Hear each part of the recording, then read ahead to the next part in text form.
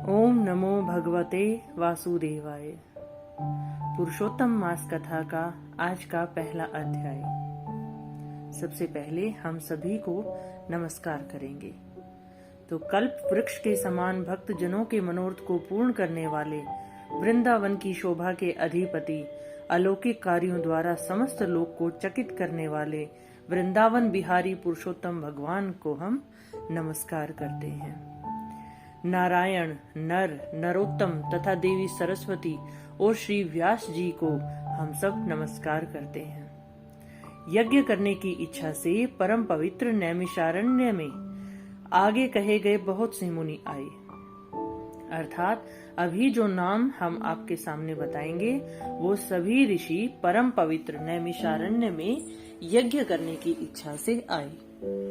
वो ऋषि थे असित, देवल, पैल, सुमंतु, पिप्पलायन, सुमति, कश्यप, जाबाली, भृगु, अंगिरा, वामदेव, सुतीक्ष्ण, शरभंग, पर्वत, आपस्तंभ, मांडव्य, अगस्त्य, कात्यायन, रथितर, ऋभु, कपिल, रैभ्य, गौतम, मुद्गल, कौशिक, गालव, कृतु, अत्रि, वभ्रु, त्रित, शक्ति, बधु, बौधायन, वसु, कौंडिन्य, पृथु, हारीत, धूम्र, शंकु, संकृति, शनि, विभांडक, पंक, गर्ग, काणाद, जमदग्नि, भरद्वाज, धूमप, मौन भार्गव, कर्कश, शौनक तथा महातपस्वी शतानंद।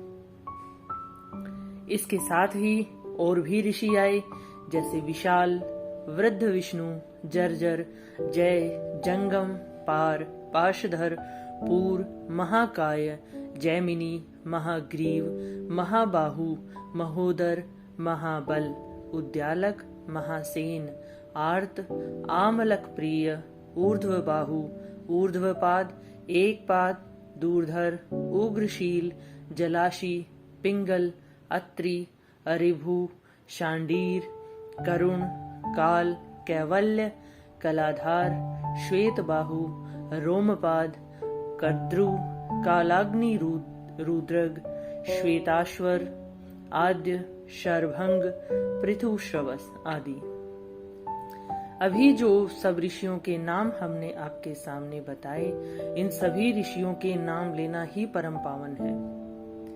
ये सभी ऋषि यज्ञ करने की इच्छा से नैमिषारण्य में आए। शिष्यों के सहित ये सब ऋषि अंगों के सहित वेदों को जानने वाले, ब्रह्मनिष्ठ, संसार की भलाई तथा परोपकार करने वाले और दूसरों के हित में सदा तैयार रहने वाले, श्रौत, स्मार्त कर्म करने वाले, दूसरों का भला करने वाले, परहित परोपकार करने वाले थे।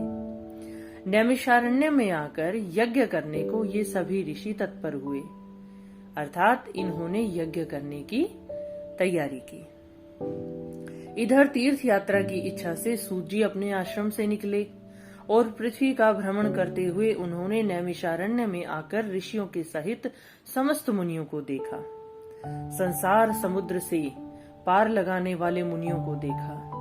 अभी आपको बताया गया कि ये जो सारे ऋषि मुनि हैं, इनका नाम लेना ही परम पावन है और इनके दर्शन हो गए तो कहना ही क्या। तो सूत जी ने इन सभी ऋषि मुनियों को देखा।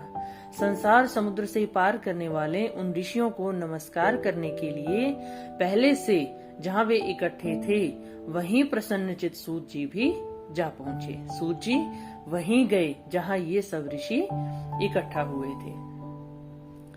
इसके अनंतर पेड़ की लाल छाल को धारण करने वाले प्रसन्न मुख, शांत, परमार्थ विशारद, समग्र गुणों से युक्त, संपूर्ण आनंदों से परिपूर्ण, ऊर्ध्व पुंड्रधारी, राम नाम मुद्रा से युक्त, गोपी चंदन मृत्तिका से दिव्य, शंख चक्र का छापा लगाए और तुलसी की माला से शोभित, जटा मुकुट से भूषित, समस्त आपत्तियों से रक्षा करने वाले, अलौकिक चमत्कार को दिखाने वाले, भगवान के परम मंत्र को जपते हुए समस्त शास्त्रों के सार को जानने वाले और संपूर्ण प्राणियों के हित में संलग्न जितेंद्रिय तथा क्रोध को जीते हुए जीवन मुक्त जगत गुरु श्री व्यास जी की तरह और उन्हीं की तरह निष्प्रह आदि गुणों से युक्त उनको उन्हीं की तरह वहां देखकर, उन ऋषि मुनियों को वहां देखकर उस नैमिषारण्य में रहने वाले समस्त महर्षिगण सहसा उठ खड़े हुए। तो ये किसकी छवि बताई गई? ये ऋषि जी की छवि बताई गई कि वो पेड़ की लाल छाल को धारण करने वाले, प्रसन्न मुख, शांत थे, परमार्थ विशारद, परमार्थ करने वाले, दूसरों का भला करने वाले, सभी गुणों से युक्त थे, सभी आनंदों से युक्त थे, राम नाम की मुद्रा से युक्त थे, गोपी चंदन मृत्तिका से दिव्य, शंख चक्र का छापा लगाए, तुलसी की माला से शोभित, तुलसी की माला उनके गले में थी, जटा मुकुट से भूषित, यानी कि उनकी जटाओं से ही उनका मुकुट बना हुआ था ऐसे, और समस्त आपत्तियों से वो रक्षा कर सकते थे ऐसी उनकी क्षमता, अलौकिक चमत्कार दिखाने वाले थे, और भगवान के परम मंत्र को जपते रहते थे, समस्त शास्त्रों के सार को जानते थे, और संपूर्ण प्राणियों के हित में सदा वो लगे रहते थे। जितेंद्रिय यानी कि उन्होंने अपनी इंद्रियों को जीत लिया था, काम, क्रोध, लोभ, मोह सब पर उन्होंने विजय प्राप्त कर ली थी। क्रोध को जीते हुए थे, जीवन मुक्त, जीवन रूपी सागर से मुक्त थे, जगत गुरु श्री व्यास जी की तरह उनकी आभा थी, और उन्हीं की तरह वे निष्प्रह आदि गुणों से युक्त थे। और उनको देखकर नैमिषारण्य में रहने वाले समस्त महर्षिगण एकदम से उठ खड़े हुए। तो किनको देखकर उठ खड़े हुए? ऋषि सूत जी को देख करके सभी ऋषि मुनि उठ खड़े हुए, विविध प्रकार की विचित्र कथाओं को सुनने की इच्छा प्रकट करने लगे। ये सारे ऋषि मुनि सूत जी से इच्छा करने लगे कि उन्हें विभिन्न प्रकार की कथाएं वो सुनाए। तब नम्र स्वभाव सूत जी प्रसन्न होकर सब ऋषियों को हाथ जोड़कर बारंबार दंडवत प्रणाम करने लगे। सूत जी, अब ये नम्रता ही होती है साधु की, कि वो दूसरों का भी उतना ही सम्मान करते हैं। सूत जी ने प्रसन्न होकर सभी ऋषियों को दंडवत प्रणाम किया। ऋषि बोले, हे सूत जी, आप चिरंजीवी तथा भगवत भक्त हो। ऋषियों ने आशीर्वाद दिया कि हे सूत जी, आप चिरंजीवी, चिरकाल तक जीवित रहने वाले और भगवत भक्त यानी कि भगवान के भक्त हो। हम लोगों ने आपके योग्य सुंदर आसन लगाया है।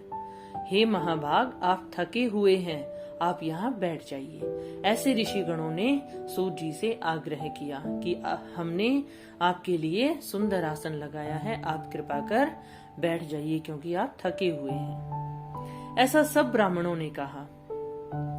इस प्रकार बैठने के लिए कहकर जब सब तपस्वी और समस्त जनता बैठ गई, तब विनय पूर्वक तपोवृद्ध समस्त मुनियों से बैठने की अनुमति लेकर प्रसन्न होकर आसन लगाकर सूत जी बैठ गए। यानी बैठने से पहले भी उन्होंने सभी ऋषि मुनियों को बैठने के लिए कहा और उनसे आज्ञा ली, और तब वो स्वयं भी बैठ गए। इसके बाद सूत जी को सुख पूर्वक बैठे हुए और श्रम रहित देखकर, यानी कि आराम से देखकर पुण्य कथाओं को सुनने की इच्छा रखने वाले समस्त ऋषिगण बोले, हे सूत जी, हे महाभाग, आप भाग्यवान हैं। भगवान व्यास के वचनों के हार्दिक अभिप्राय को गुरु की कृपा से आप जानते हैं। क्या आप सुखी तो हैं? आज बहुत दिनों के बाद कैसे इस वन में पधारे कि आपने इस वन में बहुत दिनों के बाद दर्शन दिए, सब कुशल मंगल तो है?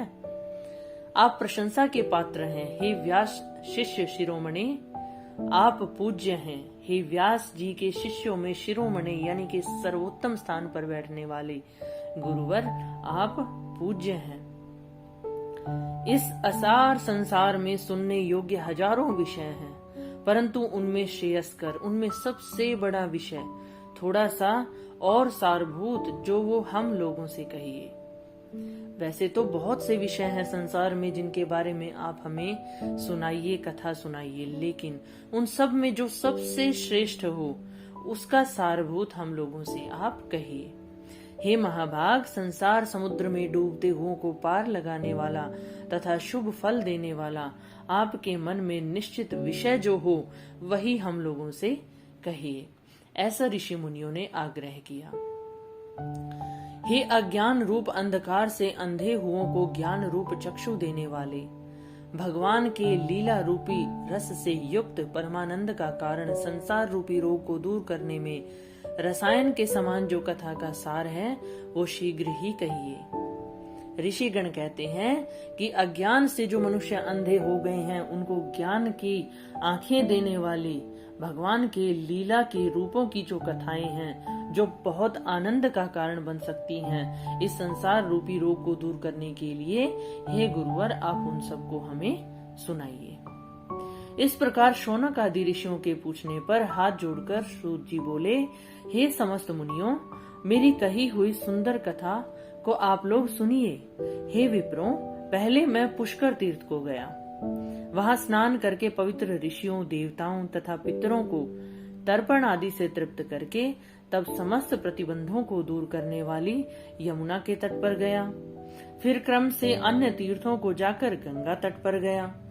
पुनः काशी आकर अनंतर गया तीर्थ पर गया। पितरों का श्राद्ध कर तब मैं त्रिवेणी पर गया और तदनंतर कृष्णा के बाद गंडकी में स्नान कर पुलह ऋषि के आश्रम पर गया। तो ये सभी तीर्थ स्थान श्री सूत जी ने किए। धेनुमती में स्नान कर फिर सरस्वती के तीर पर मैं गया। वहां हे विप्रों, त्रिरात्रि उपवास कर गोदावरी पर गया।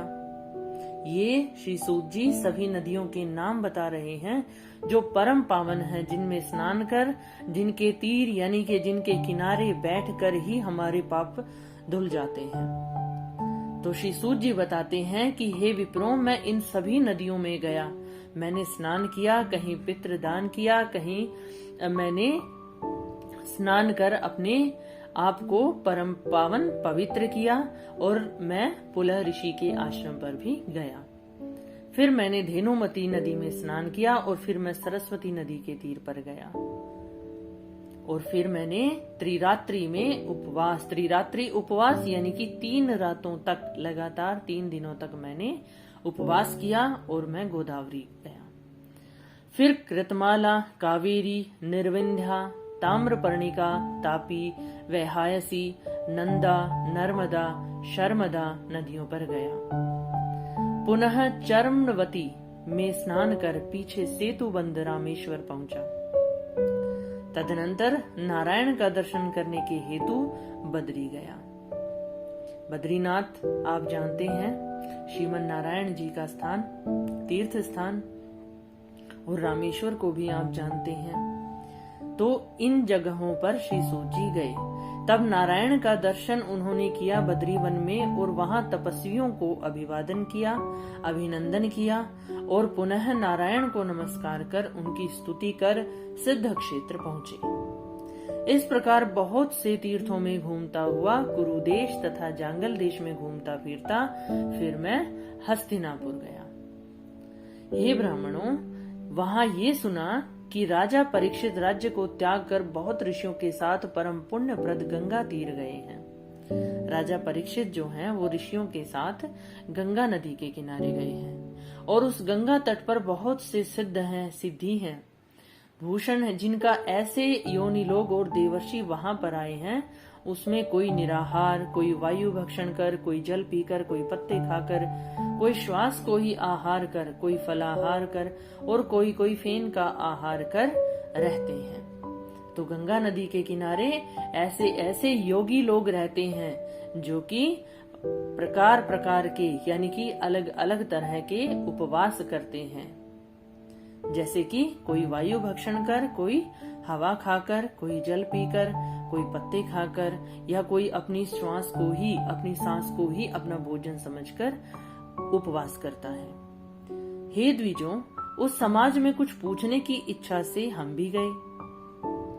वहां ब्रह्म स्वरूप भगवान महामुनि व्यास के पुत्र, बड़े तेज वाले, बड़े प्रतापी श्री कृष्ण के चरण कमलों को मन से धारण किए हुए श्री सुखदेव जी भी आए और उन 16 वर्ष के योगीराज शंख की तरह कंठ वाले, बड़े लंबे चिकने बालों से घिरे हुए मुख वाले और बड़ी पुष्ट कंधों की संधि वाले, चमकती हुई कांति वाले,